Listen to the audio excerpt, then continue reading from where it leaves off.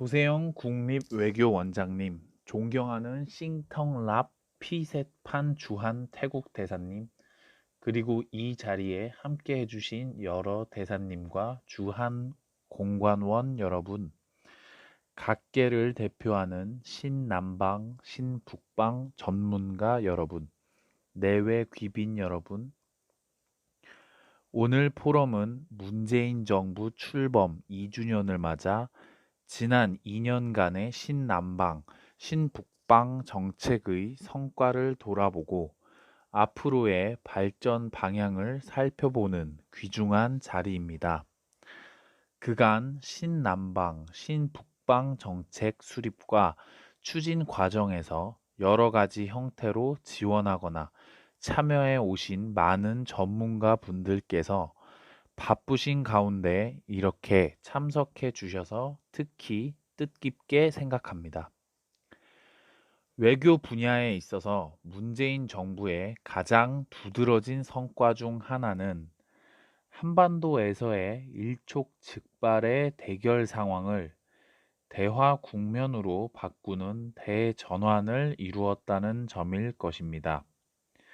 물론 한반도 질서를 새로운 평화와 협력의 질서로 바꾸는 일은 결코 쉬운 일은 아닙니다. 때로는 굴곡이 있을 수도 있습니다. 하지만 우리 정부는 역사적 소명의식을 가지고 평화를 완성하고 번영을 만드는 길을 흔들림 없이 나아갈 것입니다. 평화와 번영의 한반도를 향한 도전은 우리 모두를 새로운 미래의 성공으로 이끄는 길이기 때문입니다. 우리 정부는 한반도의 평화와 번영에만 시선이 집중되어 있지 않습니다. 신남방, 신북방 정책은 한반도 평화를 바탕으로 아시아와 유라시아의 번영에 기여하고자 하는 우리 정부의 의지가 담긴 핵심 정책입니다. 한반도를 넘어 동아시아, 그리고 전 세계 공동 번영과 평화를 실현코자 하는 것입니다. 전 세계 파트너 국가들 중 어느 곳 하나 중요하지 않은 국가나 지역은 없을 것입니다만 그 가운데 특히 아세안과 유라시아 국가들과의 협력이 중요한 이유는 한반도 평화와 번영을 북방과 남방으로 확장할 수 있기 때문입니다. 아세안과 서남아 지역은 무한한 잠재력으로 평균 경제 성장률 5%의 놀라운 발전을 보이고 있는 경제적 활력이 넘치는 곳입니다. 유라시아 지역은 아시아와 유럽을 잇는 전략적 요충지입니다. 대립과 갈등이 없는 한반도는 남과 북, 그리고 동북아를 넘어 아세안과 유라시아를 포괄하는 지역에 새로운 경제 성장의 동력이 될 수 있을 것으로 기대됩니다.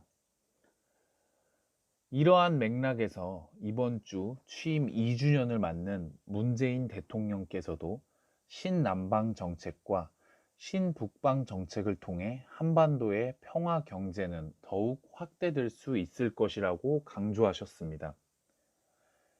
신남방, 신북방 정책은 우리 국익만을 생각하지 않습니다. 상대방을 배려하고 상대방의 필요를 고려한 협력을 추진하고자 하는 상생의 외교 전략입니다. 파트너 국가들과 다 함께 평화롭게 잘 사는 공동체를 만들자는 생각이 밑바탕에 깔려 있습니다. 그 중심에는 사람이 있습니다. 이는 사람이 먼저다 라는 문재인 정부의 국정 철학이 그대로 반영된 것이기도 합니다. 신남방, 신북방 정책은 사람을 우선으로 두면서 경제와 사회, 문화, 다방면에 걸쳐 파트너 국가들과 협력을 강화하고자 하는 다면적 외교 전략이기도 합니다. 이전에도 외교 다변화를 위한 노력이 없지 않았지만 문재인 정부에서처럼 분명한 비전과 목적을 가지고 체계적으로 추진한 사례는 없었던 것으로 생각합니다. 우리 정부는 신남방, 신북방 정책을 통해서 연계성을 강화하는 한편 무역의 다변화를 이루고 영내 국가들과 사람 중심의 평화와 번영의 공동체를 만들어 나가고자 합니다. 이는 궁극적으로 우리 정부가 추구하는 한반도 항구적 평화와 함께 잘 사는 혁신적 포용 국가의 길로 이어질 것으로 기대됩니다. 내외 귀빈 여러분, 문재인 정부는 지난 2017년 5월 정부 출범 직후 역대 최초로 아세안에 대통령 특사를 파견하였습니다. 그리고 같은 해 11월 대통령 아세안 순방 계기에 아세안과의 관계를 주변 4강 수준으로 강화하겠다고 천명했습니다. 이를 바탕으로 우리 정부는 지난 2년간 사람 중심의 평화와 번영의 공동체 실현이라는 비전을 가지고 아세안 7개국 및 인도와 활발한 정상 외교 등을 통해 신남방 정책 기반을 조성하고 관련 사업들을 추진해 오고 있습니다. 그 결과 신남방 국가들과 3P, 즉 사람, 평화, 번영 세 가지 축에서 상당한 성과를 거두었습니다. 첫째, 사람 차원에서 한국과 아세안 간 상호 방문객은 작년에 최초로 1,000만 명을 돌파하였습니다. 아세안 국가로 진출하는 우리 기업들이 확대되고 있고 아세안 출신 유학생도 최근 5년간 4배 이상 급증하였습니다. 이렇게 사람들 간의 교류가 활성화되는 것은 미래 협력 심화 발전의 기반이 된다는 점에서 의미가 큽니다. 둘째, 번영의 차원에서도 신남방 국가와 상생 번영의 토대가 강화되고 있습니다. 작년 한 아세안 상호 교역액은 1,600억 불을 돌파하였습니다. 역대 최대 규모입니다. 우리 정부가 신남방 국가들의 수요에 따른 맞춤형 경제 협력을 펼친 결과 신남방 국가와의 각종 인프라 및 건설 수주 비중도 크게 증가하고 있습니다. 셋째, 평화 증진 차원에서도 신남방 정책 상대국들과 한반도 평화를 위한 정책 공조가 한층 강화되었습니다. 뿐만 아니라 국방, 방산 협력 확대와 더불어 테러, 사이버 안보, 해양 안보, 재난 관리 등 비전통 안보 사안 분야에서의 협력도 확대되고 있습니다. 이는 동북아 지역은 물론 신남방 지역의 안보 환경 개선에도 크게 기여하고 있습니다. 우리 정부는 신남방 정책과 함께 신북방 정책도 착실히 이행해 나가고 있습니다.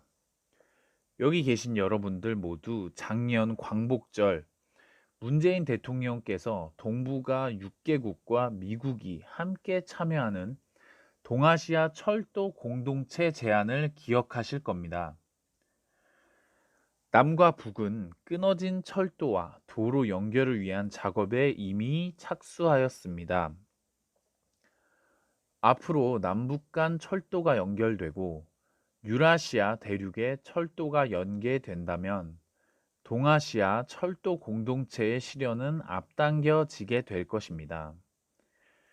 이는 궁극적으로 에너지 공동체, 경제 공동체, 나아가 다자 평화 안보 체제로 발전하게 될 수 있다는 점에서 큰 의미를 갖습니다.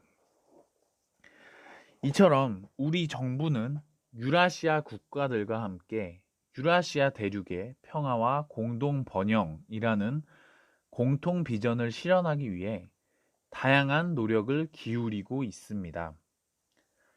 먼저 신북방 정책의 핵심 파트너 중 하나는 러시아입니다. 러시아 역시 우리나라와의 협력 잠재력을 높이 평가하고 있으며 특히 러시아 극동지역 개발 협력에 있어 쌍방이 최적의 파트너라는 데 양국이 상호 인식을 같이 하고 있습니다. 러시아와는 문재인 정부 출범 이래 4차례 정상회담을 개최했습니다. 2017년부터 9개 다리 협력도 꾸준히 진척시켜 나가고 있습니다. 아울러 작년 11월에는 우리나라 포항에서 한러 지방협력 포럼을 개최하는 등 러시아와 포괄적 협력 기반을 강화해 나가고 있습니다. 그 결과 작년 러시아와 교역 규모는 30%의 비약적 증가세를 보였고 한러 양국 간 교류는 약 70만 명을 기록하면서 사상 최대치를 갱신하였습니다. 올해부터는 우리의 신북방 정책 외연을 보다 확대하여 광활한 영토와 풍부한 자원을 보유한 중앙아시아 국가들과의 협력을 확대해 나가고 있습니다. 바로 지난달 대통령께서 투르크메니스탄, 우즈베키스탄, 카자흐스탄, 중앙아시아 3개국 순방을 다녀오신 것도 이 같은 노력의 일환입니다. 중앙아시아 3개국의 국가 사회 발전 전략은 우리의 신북방 정책과 연계할 수 있는 부분이 참으로 많았습니다. 우리 정부는 중앙아시아 각국의 산업 현대화, ICT, 보건의료, 우주과학 등 분야에 한국식 시스템을 전수하는 등 안정적이고 지속 가능한 협력을 강화해 나갈 것입니다.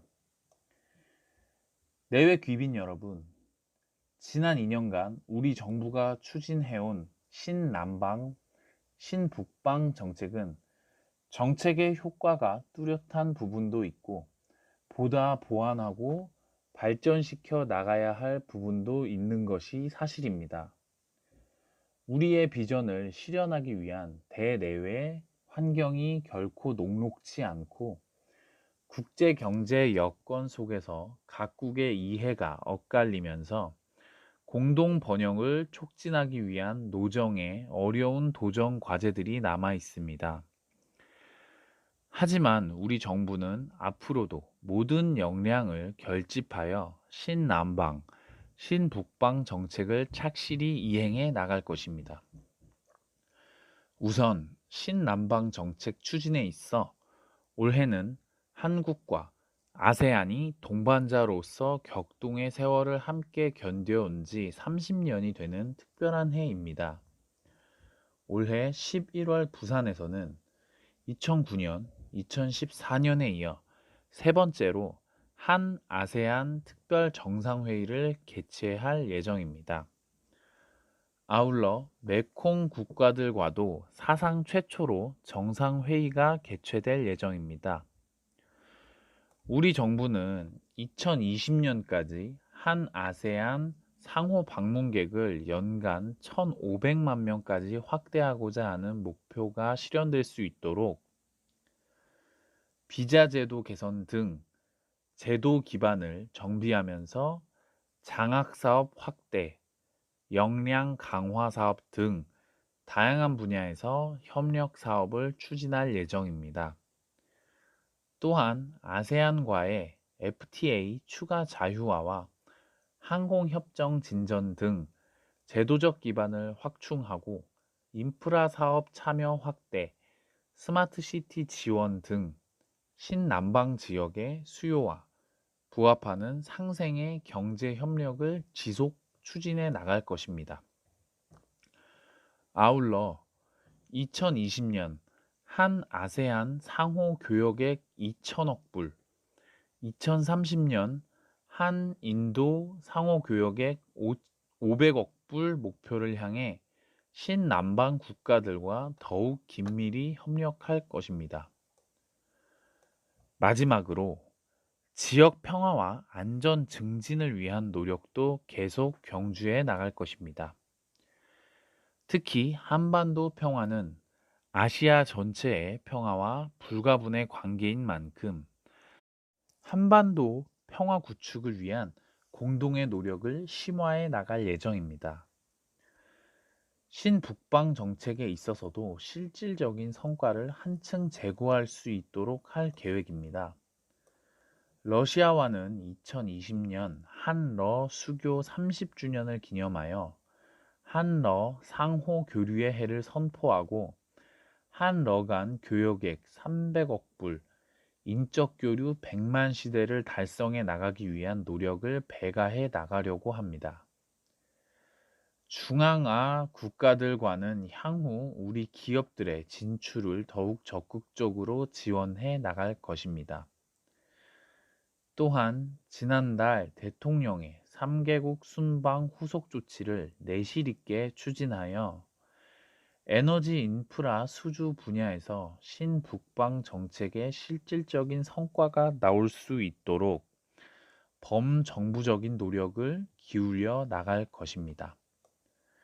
내외 귀빈 여러분, 지금은 우리의 모든 역량을 결집하여 지난 2년간 구축해온 협력 기반을 토대로 신남방, 신북방 정책을 착실히 추진해 나감으로써 그 결실을 차근차근 거두어 나가는 노력이 필요한 때입니다. 신남방, 신북방 정책의 결실을 거두기 위해서는 외교부를 비롯한 모든 정부 부처와 각계 전문가 그리고 국민들이 하나로 뭉쳐 팀 코리아를 결성하여 나아갈 때 비로소 가능할 것입니다. 오늘 포럼에서 문재인 정부의 신남방, 신북방 정책의 과거와 현재, 그리고 미래에 대해 토론하는 과정에서 어떻게 하면 팀 코리아라는 드림팀을 만들어 우리 국익의 극대화를 이룰 수 있을지에 대한 좋은 제안을 해주시기 바랍니다. 오늘 논의될 귀한 말씀은 신남방, 신북방 정책의 성공적인 추진을 위한 밑거름으로 삼도록 하겠습니다. 오늘 포럼을 준비해 주신 조세영 국립외교원장님과 관계관의 노고에 감사드리며 오늘 행사의 성공적인 개최를 기원드립니다. 감사합니다.